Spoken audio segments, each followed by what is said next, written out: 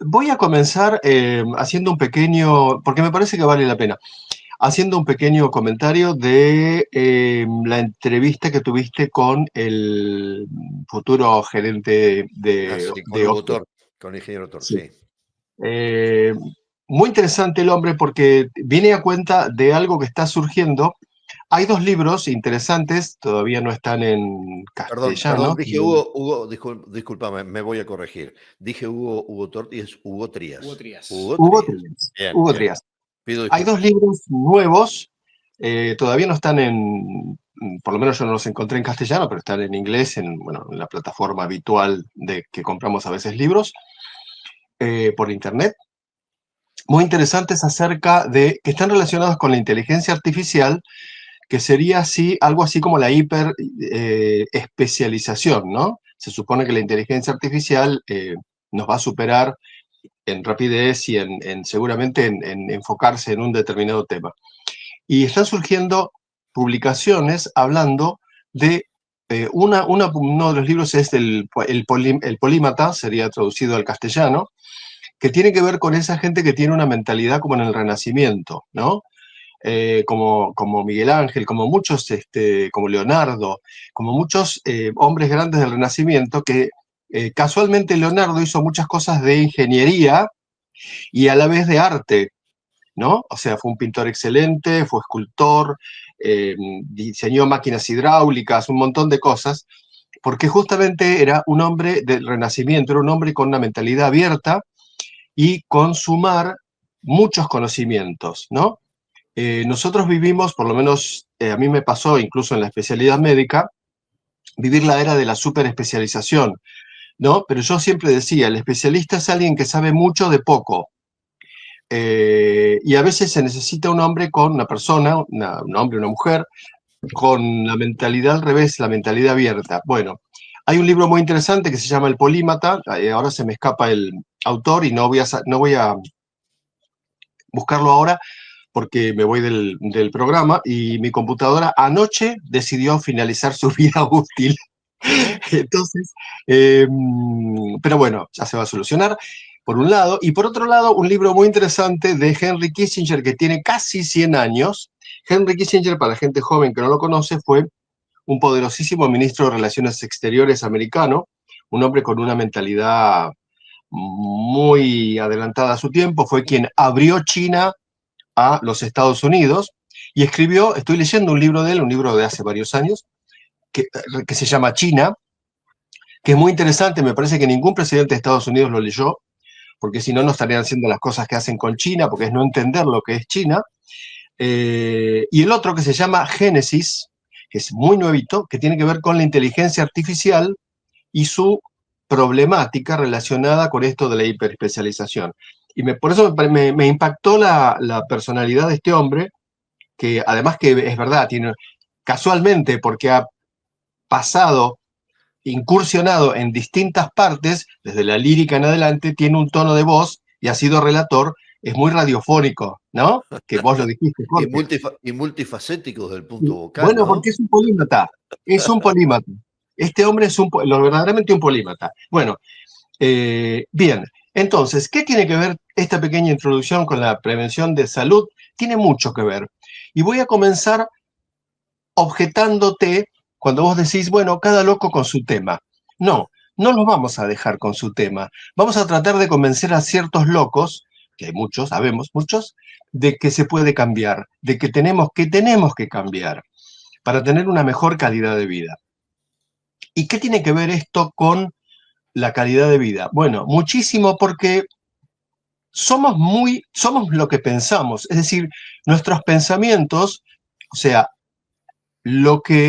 de la manera como transcribimos el mundo exterior desde que somos bebés, niños, en adelante, va conformando nuestra personalidad, va conformando nuestro mundo interior, y nos va conformando a nosotros.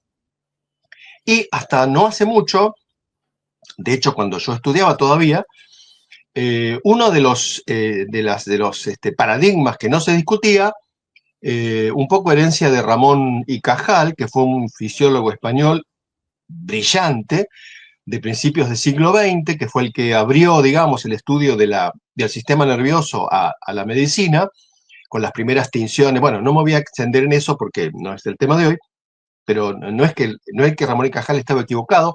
Él creía que las neuronas no se reproducían, que las neuronas, que nosotros nacíamos con un caudal de neuronas y que se nos iban muriendo y no se podían reponer. Y eso fue un paradigma que nadie discutió durante casi 100 años, prácticamente 100 años. Bueno, hoy sabemos perfectamente que no es así, que no es así para nada, ¿no? Digo esto y usted dice, bueno, pero ¿qué tiene que ver con el año bisiesto y con el martes 13? Tiene que ver, tanto el tema del año bisiesto, que te da mala suerte y qué sé yo qué historia, como el martes 13, como el pasar abajo una escalera, como cruzarte con un gato negro, como lo que ustedes quieran, u otras creencias políticas, por ejemplo, podríamos hablar largo y tendido, son creencias, quiere decir que se hacen carne en nosotros y pareciera que no podemos cambiar. Y la verdad es que se puede cambiar. ¿Tiene esto que ver con esta cosa un poco New Age de si lo deseas lo suficiente y piensas mucho en el tema, va a venir, ¿no? Bueno, yo desde que vine a Uruguay, que me enteré lo que era el 5 de oro, pienso todos los días un poquito en el 5 de oro, pero hasta ahora no tuvo resultado. No No pasó alcanzó con la nada. fuerza de tu mente todavía. Claro, la fuerza de mi Mirá, mente. yo hace mucho más que vos que vengo probando y la mente mía se ve que voy a tener que poner a cargar. Por eso digo, no tiene que ver con eso, no tiene que ver con eso. No se trata de una cosa buenuda, por decirlo educadamente, Sí. sino de una cosa muy profunda que tiene que ver con la neurociencia. Nuestro cerebro, digamos, está nuestro... A ver, la primera cosa, diferenciar entre el cerebro y la mente. Son dos cosas diferentes. El cerebro es como el hardware, sería como mi computadora, que pobrecita se me ha muerto el cerebro. La mente es como el software. Y el software se puede cambiar, se puede agregar, se puede poner otro, se puede modificar, se puede ampliar. La mente es igual. Pero además de eso, hoy también sabemos que además del sistema nervioso central, del cerebro, digamos, como si fuera ahí una especie de rey, también está por todo el organismo, hay terminaciones nerviosas que interactúan con el cerebro. O sea que el cerebro recibe información, pero a la vez no solamente ejecuta, sino que dice, bueno, ustedes vayan para allá, sino que además del intestino, de montones de partes del cuerpo, le llegan informes como diciendo, no, ojo que esto no está bien, ¿no? Por ejemplo, voy a dar un ejemplo concreto y a esta hora de la mañana. Supongamos que a Carlitos le gusta una determinada marca de alfajores, ¿no? Y él es loco por los alfajores, y le gusta una determinada marca de alfajores, y nosotros nos enteramos. Entonces, el día de su cumpleaños le regalamos una caja de sus alfajores predilectos. Es un excelente regalo, perdón. Siga. Bueno, se tiró el lance Carlitos, aviso. La cuestión que cuando él abre la caja y empieza a abrir uno de los alfajores para comer, antes que lo abra, primero las glándulas salivales ya se pusieron a funcionar, etcétera, etcétera, el típico se me hace agua la boca, pero además de eso, el organismo, digamos, recibe la información que va a recibir azúcar, que va a recibir glucosa, que va a recibir algo dulce, algo energético, y automáticamente empieza a retirar parte de la glucosa, que es un azúcar que circula en la sangre, ¿no es cierto?, para, entre comillas, hacer lugar a la que va a ingresar, ¿no? Fíjate vos de qué manera están interrelacionados el sistema digestivo, el sistema nervioso, todo. Bueno, esa plasticidad que tiene, la tiene también para modificarse con trabajo y esfuerzo. Por eso hice el chiste del 5 de oro, porque no tiene que ver con pensar en la providencia, que me mande plata de arriba, que va a llover, etcétera, etcétera, sino con trabajo y esfuerzo. Es decir, si yo quiero cambiar mi cableado para perder un hábito pernicioso, por ejemplo, tengo que usar, y ahí sí estoy de acuerdo con Jorge, la fuerza de voluntad y el sacrificio, ¿no? Y voy a dar un ejemplo concreto. Yo, en mi época de más joven, fumé un tiempo largo y siempre me vanagloriaba de que yo lo dejo cuando quiero. Y la verdad que, ¿saben cuándo lo dejé? ¿Cuándo lo pude dejar? cuando me di cuenta que no podía dejarlo, que era mentira de que yo lo dejo cuando quiera. Era un discurso que yo me había fabricado y que me sentaba a las mil maravillas para seguir fumando, pero además con la liviandad de decir, yo fumo, pero yo lo manejo como quiero. No, yo no lo manejaba como quería. Me costó un año dejar de fumar. Por suerte no volví, no por suerte, sino por trabajo, y acá me corrijo, porque si no estaría diciendo una pavada. En realidad por suerte es una muletilla nada más. Con sacrificio y con esfuerzo logré dejar de fumar cuando me di cuenta que no podía y me puse a luchar contra eso y a cambrear mi cableado para no tener necesidad del cigarrillo. Entonces, ¿qué importancia tiene esto? Muchísima, muchísima. Mira, voy a leer un pedacito, Jorge, muy, muy cortito, de un libro. Estoy leyendo varios libros de Mariano Sigman, que es un neurofisiólogo argentino, muy lúcido, muy, muy lúcido, lo pueden encontrar en internet. Tiene varios libros. La vida secreta de la mente es uno de ellos, creo que es el primero, pero ha sacado dos últimos muy interesantes. Uno de ellos es El poder de las palabras, y fíjate lo que dice en este pedacito que yo subrayé, hablando de la enseñanza en los niños, ¿no? Dice, los niños reaccionaban de forma muy distinta. Algunos entendían, ante un problema, ¿no?, que el problema era muy difícil, quizá demasiado para lo que estaba en su mano hacer en ese mismo momento, pero se entusiasmaban y se enfrentaban al desafío. Son los que tienen mentalidad maleable, llamada también de crecimiento. Del otro lado estaban los que tienen una mentalidad inflexible, los que se frustran y se bloquean al encontrarse con una dificultad. Los primeros saben que si bien no son capaces de resolver el problema en el momento que se les presenta, pueden aprender lo necesario para hacerlos luego. Los segundos se sienten estancados. Si no pueden resolverlo de inmediato, no lo harán nunca. Esto es una creencia, ¿eh? Desde esta perspectiva, las habilidades mentales son rígidas. Lo imposible hoy sigue siendo siempre imposible. ¿Qué pasó con este hombre? Siguió a esta cohorte de gente. ¿Qué le pasaba en el futuro? ¿Y qué pasó? Los primeros, los que tenían mentalidad maleable, suelen adquirir los conocimientos necesarios y terminan resolviendo el problema. Los segundos, en cambio, lo esquivan, se enfadan, se enojan, se copian, se acusan a sí mismos de incapaces, se dicen, soy un incapaz, se frustran y de esa forma terminan por dejar de estudiar. Esto quiere decir que Recordá cuáles eran los segundos. Los que tenían una mentalidad inflexible, los que decían, no lo puedo cambiar, no lo voy a resolver, esto no es para mí, yo no nací para las matemáticas. A ver, el ser humano en general tiene el tema de la dificultad con las matemáticas es del ser humano en general, ¿no es cierto? Si bien hay gente que tiene más dificultad, hay gente que tiene menos dificultad. Pero el que tiene dificultad y lo enfrenta, lo aprende y lo usa, ¿no? Vos fíjate que es interesante, y vuelvo al ejemplo de este hombre que habló hoy. La ingeniería es, por definición, las ingenierías en general son carreras de ciencia dura, porque tienen mucha matemática, mucha física, que son materias áridas, ¿no? Sin embargo, fíjate que él destaca también en el canto. De hecho, formó parte de un coro y habló de canto lírico. Es decir, y si su profesora de coro lo quería enviar a que estudiara canto lírico es porque le vio posibilidades. Después él eligió, digamos, que eso fuera una parte secundaria de su vida, pero tal vez hubiera podido haber sido tranquilamente un buen cantante lírico. Quiere decir que no está disociado tener mente, entre comillas, matemática y mente de...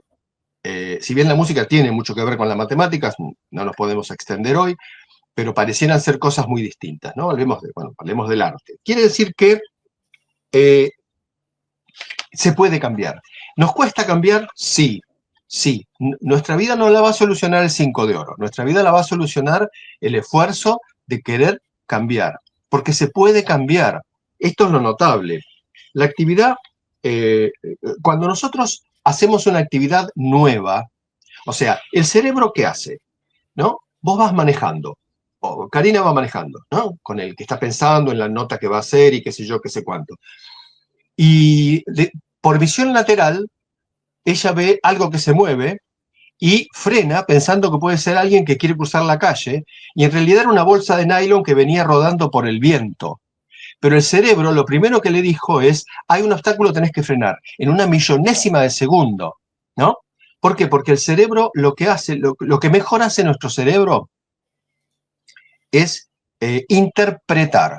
O sea, cuando recibe una información, en este caso una información visual, rápidamente interpreta que es un peligro. Entonces lo que hace para protegerse y protegernos, obviamente, es frenar, ¿no? Esto se ha cincelado con millones de años de evolución, miles después, cuando ya éramos Homo sapiens, digamos, donde el hombre era un ser relativamente indefenso en un mundo de seres vivos mucho más poderosos que el hombre. Entonces tenía que tener reflejos muy rápidos, un cerebro que rápidamente, digamos, le permitiera insertarse en la realidad del mundo, interpretar rápidamente lo que está pasando para salvarse. Es una cuestión de supervivencia. ¿Mm? Lo que pasa es que eso también nos hace, por otro, tiene la parte negativa, digamos, que va cincelando como una especie de hábito de lugares y de cosas conocidas, ¿no? Al cerebro lo que le da como, entre comillas, como pereza cambiar. Entonces, la manera de hacerlo trabajar al cerebro es aprender algo nuevo, ¿no? Supónganse que ustedes dicen, bueno, la gente grande a veces, que dice, bueno, ¿cómo protejo mi cerebro? Está bien, haga palabras cruzadas, haga el sudoku, haga esto, haga lo otro, está perfecto eso, no está mal que lo hagan. Recuerden que el ejercicio físico mejora el 400%, o sea que ejercicio físico, levantamiento de fuerza, pero pero bueno, ¿cómo ejercito el cerebro? Aprenda algo nuevo. Por ejemplo, las personas, está comprobado que las personas que han tenido mayor estudio, mayor educación, mayor interés, mayor curiosidad, desde jóvenes hasta grandes, hasta viejos, hasta ancianos, es mucho más difícil que pierdan memoria y que pierdan, que aumente la demencia. Están protegidos contra la demencia mucho más que aquel y es bastante interesante, bastante fácil de darse cuenta, porque es como que han puesto, ¿te acuerdas, Jorge? Hablábamos de una especie de caja de ahorro. Es como que han puesto en esa caja de ahorro mucho más plata, y entonces, a pesar de que van gastando, les sigue quedando mucho. Entonces, a los que quieren ejercitar la mente, aprendan algo nuevo. Algo nuevo no quiere decir, uy, tengo que ir a la facultad de ingeniería. No.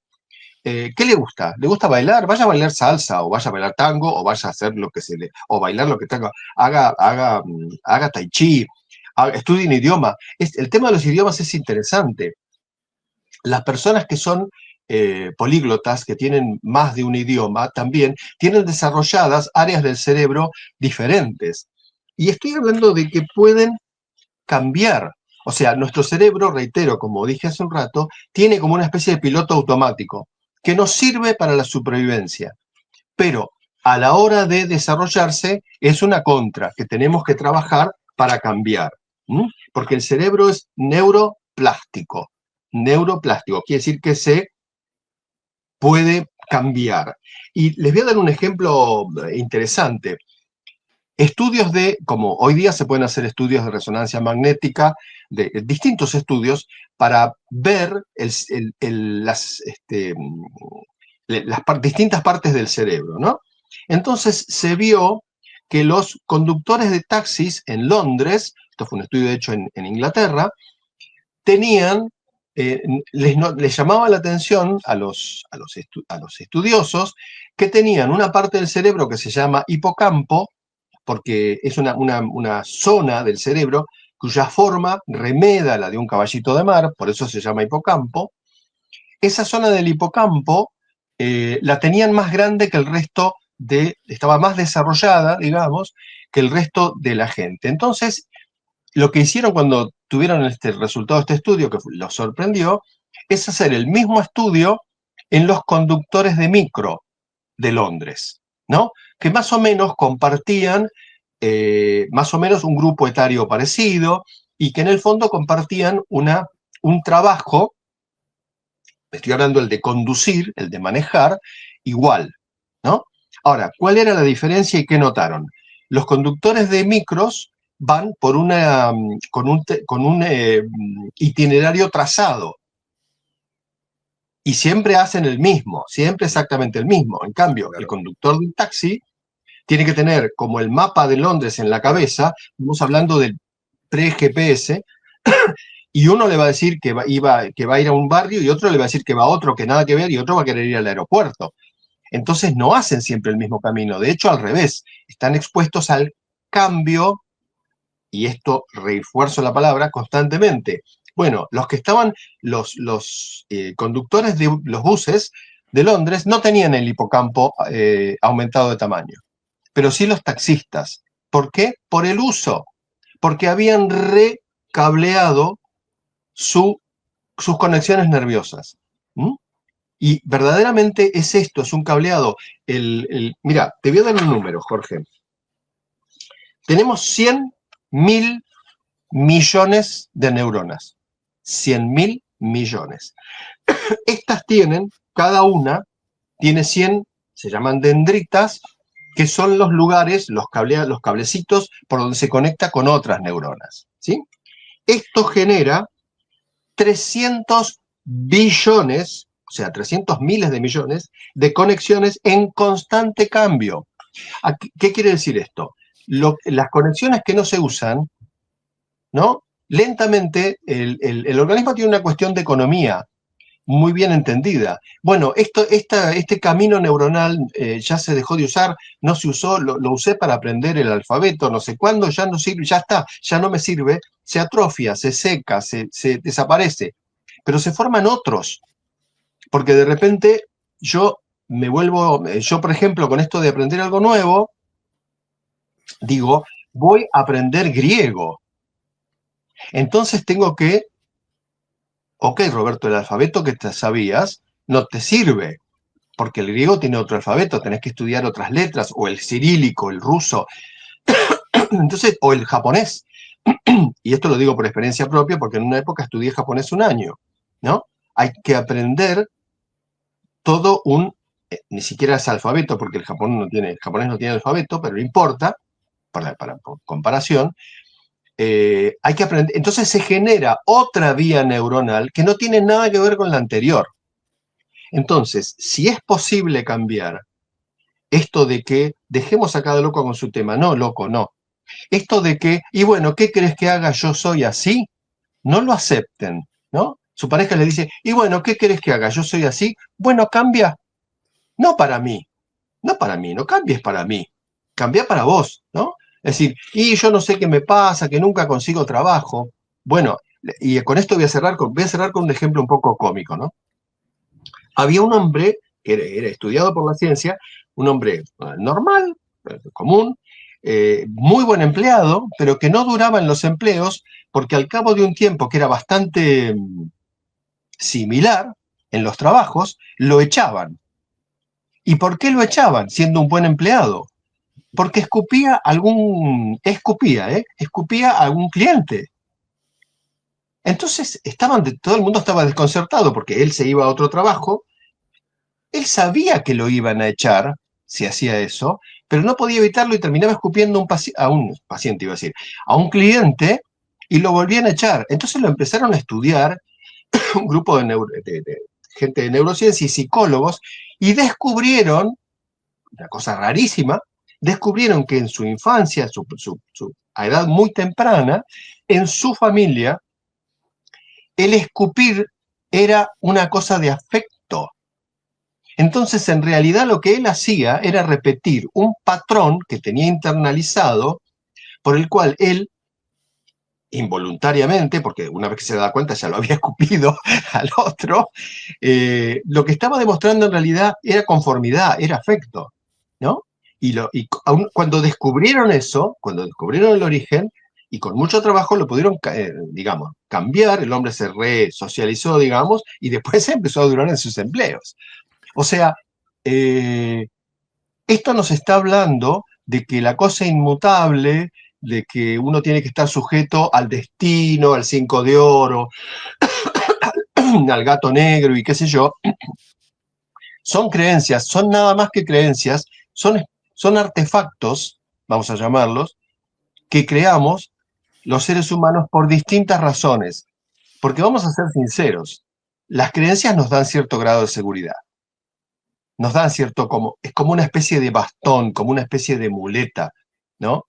Yo siempre hablaba hace años y años, con mi analista en Bahía Blanca, y yo le decía que los ateos, por caso, están como más, tienen un cierto grado de soledad, porque el creyente, en última instancia, ante una situación angustiosa o penosa, siempre tiene digamos, le queda el consuelo de decir, bueno, será lo que Dios quiera, o me entrego a las manos de Dios. En cambio, el que no cree, en este caso, en una creencia religiosa, no tiene a dónde, no puede mirar para arriba y decir, che, ¿por qué se me rompió la computadora?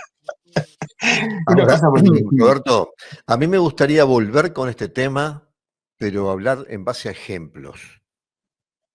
Sí.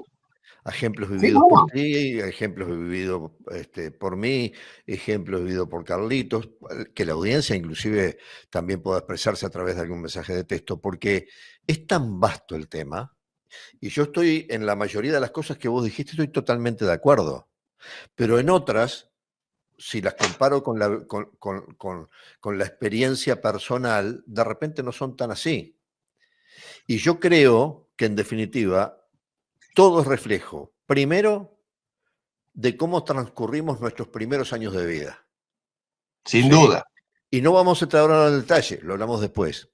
Y a su vez también el hecho de que la autoconformidad te gane a ti. Claro. ¿Sí? No puedo cambiar, yo soy así. Bueno, pero eso ¿viste? Es convencerte a ti mismo de que ya está, que no se Claro, puede. que no se Diferente puede. si vos decís, bueno, esto es difícil, pero yo esto lo tengo que intentar. Yo me tengo Exacto, que, para yo convencerme que no puedo, tengo que tratar de intentarlo, porque si no, no sé si no exacto, puedo.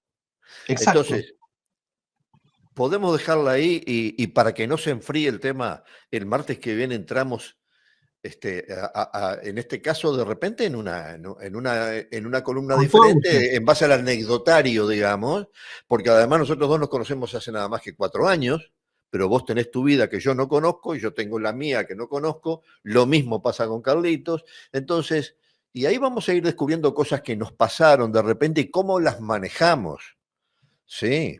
Creo que puede salir una charla múltiple muy interesante. Pero me parece súper Y hasta interesante. podemos integrar también a Karina desde el móvil. Sí, Totalmente. ¿Sabés cómo se hablando de estos llama temas. este libro? Sí, el El poder de poder las de las palabras. palabras. ¿Cómo cambiar tu cerebro y tu vida conversando? Mirá exactamente a lo que exactamente lo que te estoy diciendo. Está bien, está bien. Bueno, Roberto, como siempre, nos sorprendes con tus títulos que nunca sabemos a dónde nos van a llevar y nos llevan siempre a buen puerto. Gracias, buena semana, abrazo grande. Lo mismo digo, nos vemos, chau, Dale. chau.